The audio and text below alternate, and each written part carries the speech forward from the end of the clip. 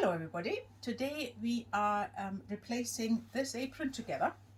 It had its day, it's in a terrible state, so don't look too close, but I just quickly wanted to show you what we are going to do.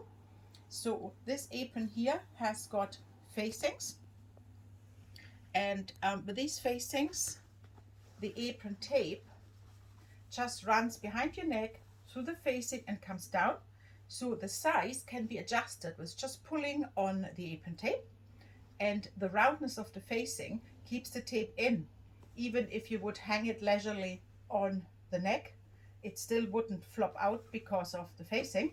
But in addition, we do put a little hook behind, and also across here we will put the apron tape with two openings that you can put a kitchen cloth in. So it's to hand if you have to wipe something. And also in addition, just here we put a pocket with stitching in between, right? So that's what we do today. I put that away now. And a little overview what we need for this. Have a wee read. But it will also be mentioned in the description of the video. So this is our meter of fabric.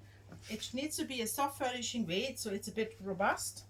It needs to be a fabric where the pattern is nice downward. Some fabrics, the pattern is only nice horizontal, so that's not suitable. So it's a running meter of soft furnishing fabric, which is usually 54 inches wide, and then you cut it vertically. So it could make you 2 aprons. We start with cutting off this outer selvage, because the selvage on soft furnishing fabrics always pulls a little bit, and then it makes you a wriggly line when you're sewing, and you don't quite want that.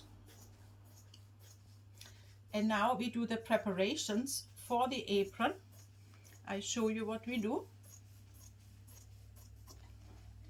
First we iron in the sides, and then after we will iron the top. And once that is done, this is the pattern for the facing. We will place that either side of the apron to get the shape. So when you are making a small seam, something like this, just a small seam here to make the edges nice and clean, you will find it hard to iron twice this small amount, and that's why you are ironing the total amount like so. We iron that in, and then later when we are sewing, we are just scratching it under as we are going to make the slimmer hem. So you would iron that up by 1 inch if you speak old language, or 2.5 centimeters in new language. I just quickly do that because I can see 1 inch. So I iron that up either side. On the bottom, later on we make a bit of a broader hem. That looks nice on the bottom. Here, see, I left the selvage on with all the prick holes. We will just benefit from any width we can get of that half width of fabric, because it disappears in your hem anyway. So we do this. And then on the top you want a slightly bigger hem. On the top we go fold over twice by 5 centimeters, 2 inches, 5 centimeters, like so. And then afterwards we fold it over again. So for the bigger distances you would do your 2 folds. Just for the smaller distances you scratch under as you sew.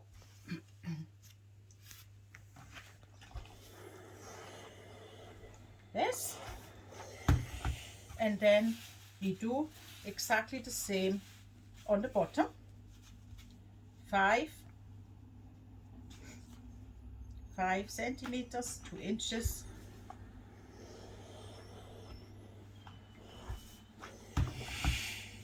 and over again.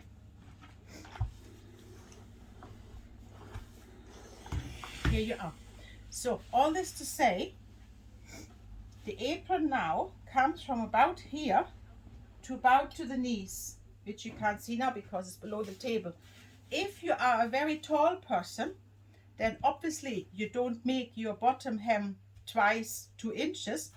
You could happily make your bottom hem the same depth as your side hems, iron over by 1 inch, and then scratch under as you sew, and then obviously it would give you that much extra in length if you need it. Right, so let's go to the sewing machine together and get that sewed up.